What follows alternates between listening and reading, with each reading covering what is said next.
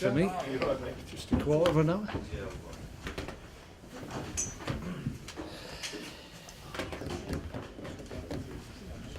I mean, you alright? Yeah, could you?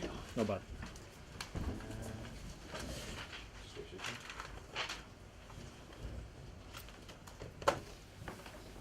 Okay, we're ready.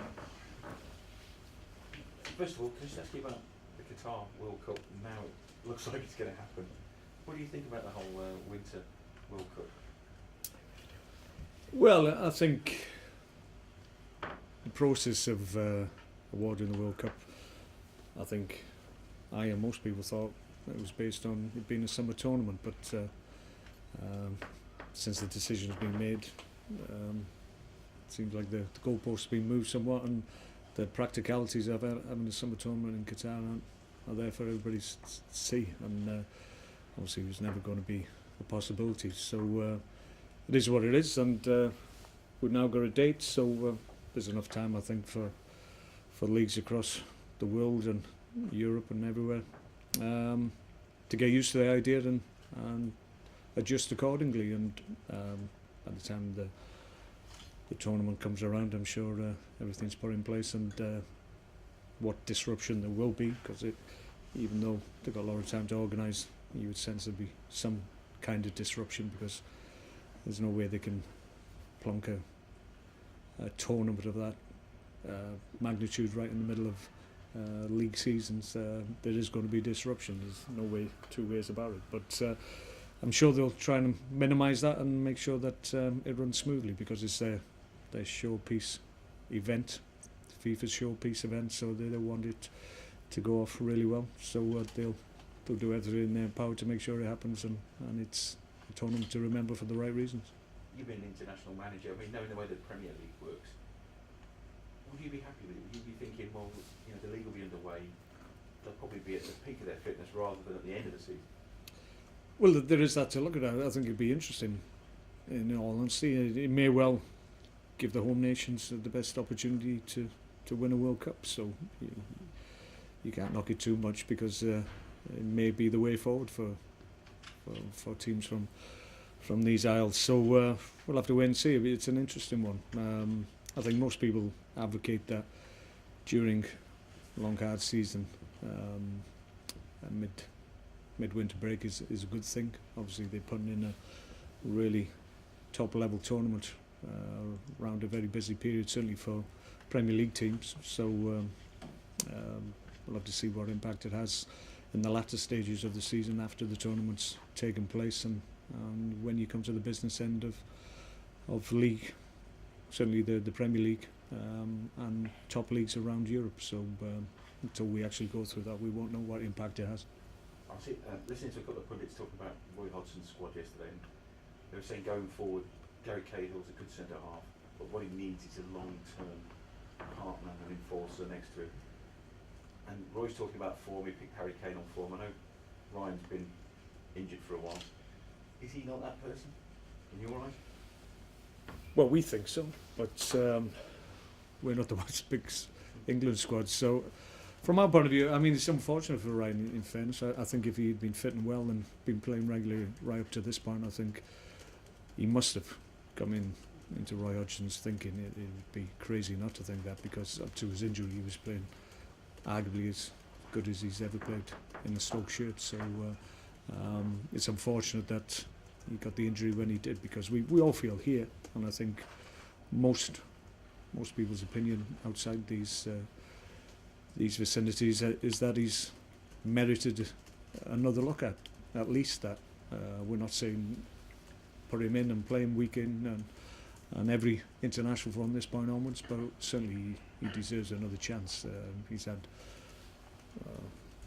20 odd minutes in a difficult situation where he was thrown on, and a lot of criticism was thrown his way unfairly, in my view, and he hasn't had a look in since. So given what he's produced, certainly since I've been here, I mean, he's arguably been the star performer in the last 18 months or so.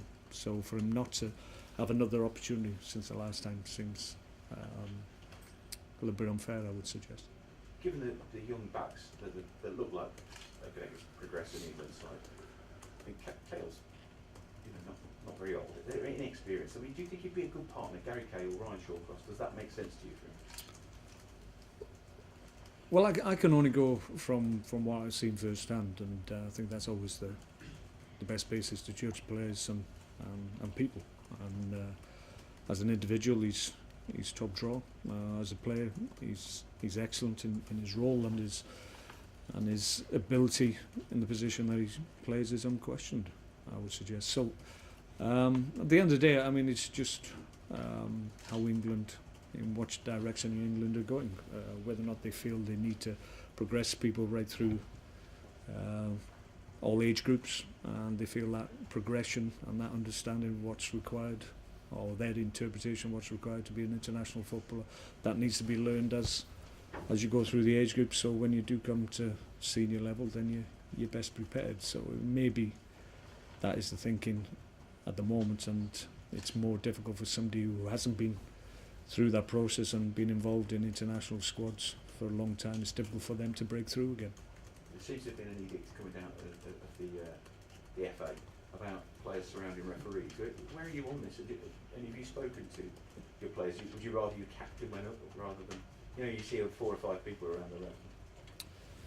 Yeah, I mean, it seems to be a little bit more prevalent just in recent weeks. I don't think it's a problem right through the league. I think you'll get periods where there'll be contentious issues and all, some people react, and it's, as I said before, it's getting to the business end of the season. People are making decisions that have direct impact on results of games, so you can imagine the emotions run high. So this year, maybe that's the reason it's more prevalent at the moment, but I think it's just one of those things that happens in sport, and you deal with it, and you make sure that things are put in place that it doesn't escalate. But for the most part, I think it's not a problem that is really worrying to the extent that things have to be put in place to address it. I think it just needs to be managed, and I think it's more a consequence of where we are in the season. That's why it's been highlighted at this moment in time.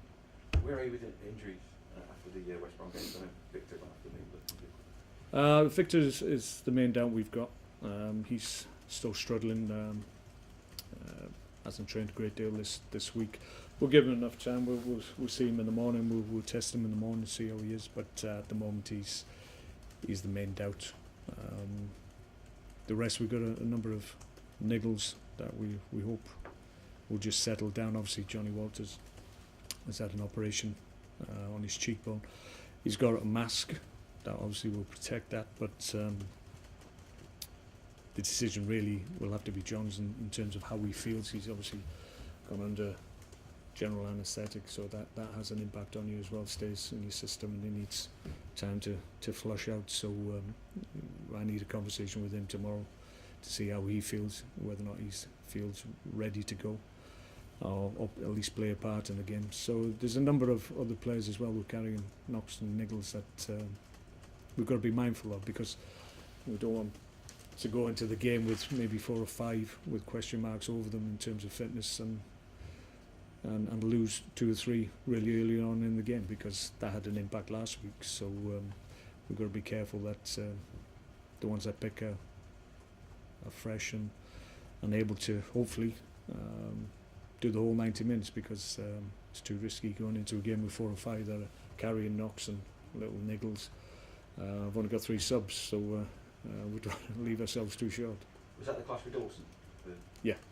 So is there any Phantom of the Opera jokes going around, or don't you joke with John Walton? Well, he's only just had the mask on this morning, so there's time yet for a few jokes to be put forward. I'm sure they will. I think you know your answer when you ask him if he can play, don't you? Well, yeah. I mean, anybody else, you would write them off, but John, knowing John as a player and individual, he's more likely to put his hand up. But we have to be cautious.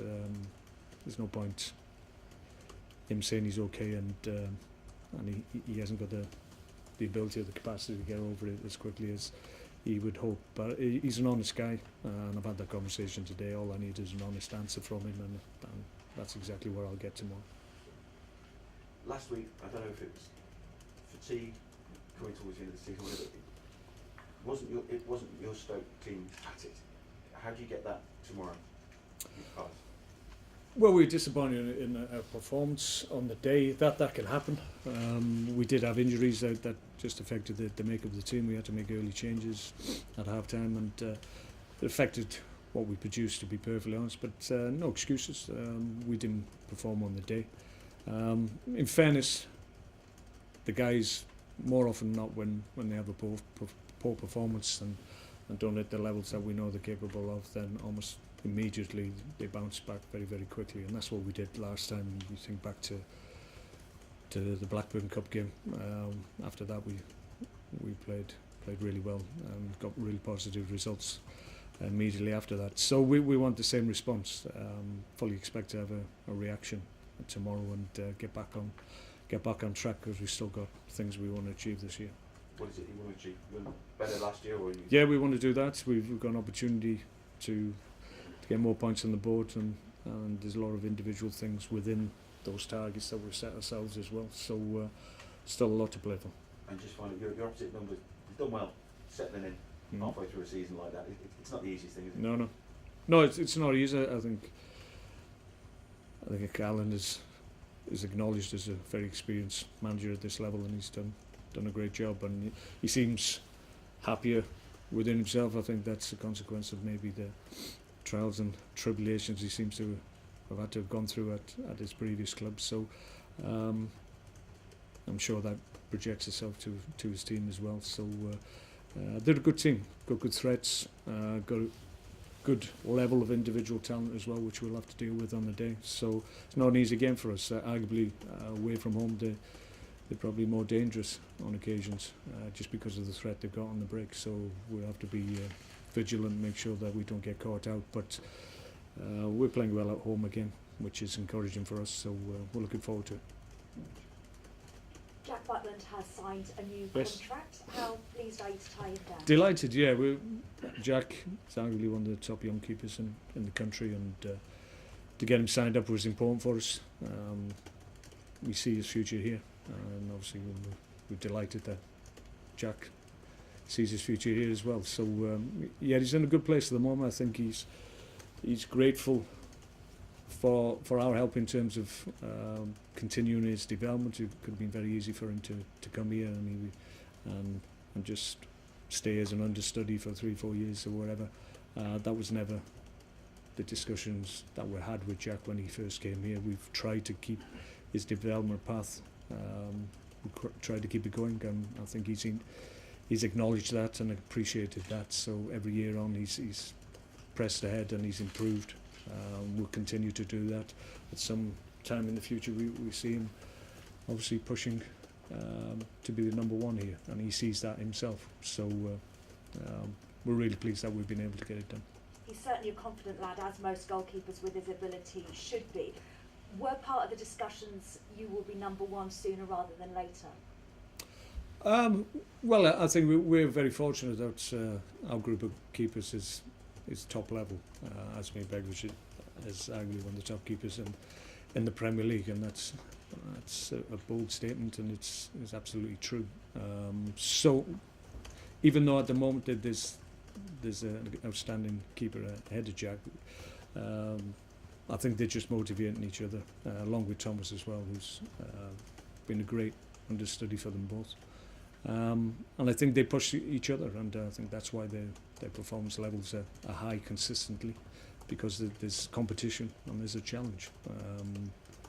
And I think when you're a player, you need that to keep your focus and your drive to achieve.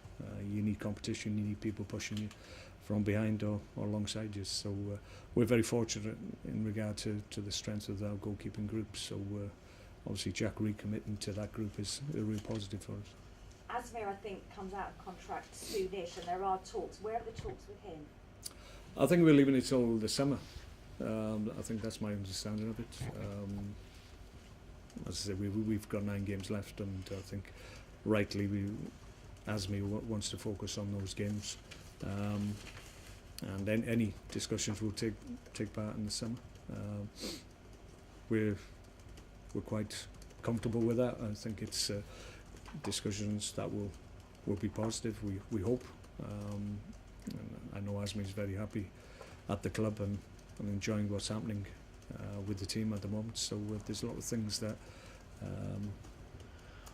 a keeper of Asmi's standard and standing in the game. There's a lot of things that we're able to offer that tick a lot of boxes for Asmi. So I'm sure when the discussions take place in the summer, they'll hopefully be positive for us.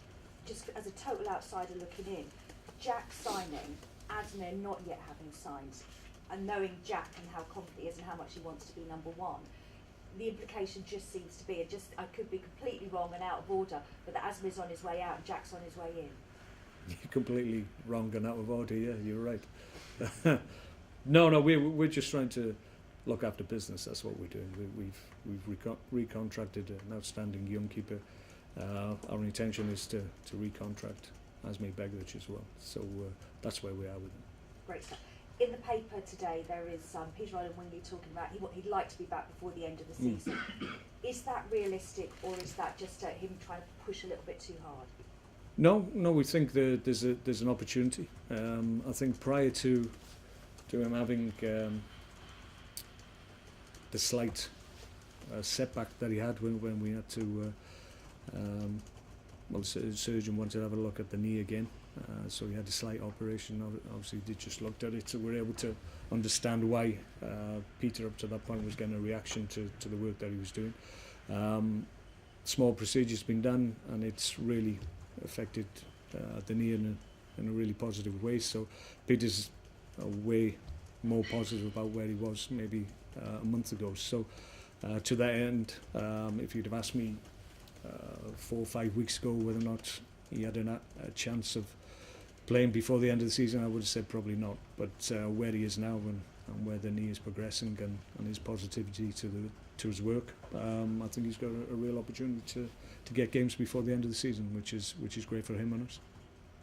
Mark, you talked about competition for places. Do you think that's helped you reach a new level this season and kick on from where you were and hopefully finish higher than you've been able to before? Yeah, I think so. I think if you look at the group and the squad that we've got, for the most part they're all senior players. Players who probably rightly so would feel they deserve a place in the 11. So given that, I think the strength of the group's been tested this year, certainly with the injuries that we have, and it's been proved to be resilient enough and at a good enough level for us not to miss key players and influential players too much. And I think that's credit to the guys that maybe been out of the team and had to bide their time and be patient. So we're fortunate in that respect that for the most part the senior group is really strong and at the level that we needed. Moving forward, maybe ideally we would like young players to come through the ranks to supplement maybe the bottom end of the 25 players that we work with, just to enable that succession of players to come through from the academy. That's the aim moving forward. At the moment we've got predominantly senior players, so with that it brings its own problems, because obviously when everybody is fit, then at times I have to disappoint people and leave senior players sometimes sat in the stand, so that's not ideal, but that's where we are at the moment, and thankfully so that's been able to sustain us this year when we've had injuries. We talked last week about getting that elusive 4th win for you in the Premier League, and it didn't happen, but there's been a few anomaly results, obviously the Blackburn. When I spoke to Stephen Inzonzi, he said sometimes they found it difficult to maybe get their heads in the right place to face some of the lower sides in the league. Is that something that you definitely need to change going into next season? Well, I don't think it's a prevalent problem. On occasions that's happened. I think when we've gone up against the so-called big teams in this league, then that takes care of itself. Maybe this season, if you look at the results, negative results we had, it would maybe bear out what you're implying, but it's not something that I feel is a problem that's prevalent with us. I think on occasions it can happen, but I think for the most part our focus is exactly the same whoever we go up against. I think we approach games in the same manner. Sometimes players as a group can underachieve, and I said after the game we can't afford to carry anybody or have too many that are not playing at the right level. When it happens, then it's more difficult for us to win games, and that's the same for other teams as well as for ourselves. So we just make sure that during a long course of the season we keep those anomalies and those one-off games to a minimum if we can. Just one more for me.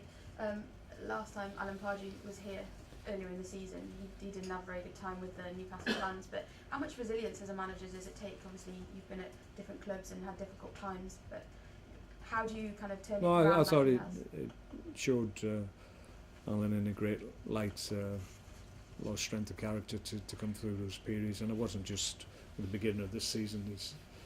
He was there for 3 or 4 years, I think, and he had other periods where a lot of the focus was negative around his position, and he always came through that, and I think that shows resilience in his character and a strength of purpose, so credit to him. Mark, a lot of people were quite surprised to see Stephen Ireland on the bench last week, particularly after that gash on his leg. Is he ready to start on Saturday? Yeah, he's nearer to starting. He was on the bench, but I was hoping that really he was there as a safe gap, really. With the intention of the game was, well, if we could protect him somewhat and use other players, then that's what I was going to do. As it was, I wouldn't have been able to have the opportunity to play him anyway because of the injuries that we had. So in the end, it was for the best. He's been able to have another week's training, which was what he probably needed. We were a little bit low on numbers last weekend, so that's why he was on the bench. But this week he certainly comes into my thoughts. Injuries to defenders. Philip Bullshine hasn't played. Is he available again? Philip's trained this week. He's available for selection. Last week he was close. He trained Thursday and Friday, if I recall, last week. Didn't feel as comfortable as he felt he needed to be, so that's why he missed out last week. But had the benefit of a week's training this week, so he's available.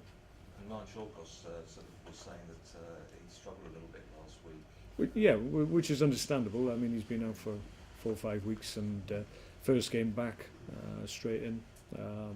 It was a difficult day for not only Ryan but any number of the players. So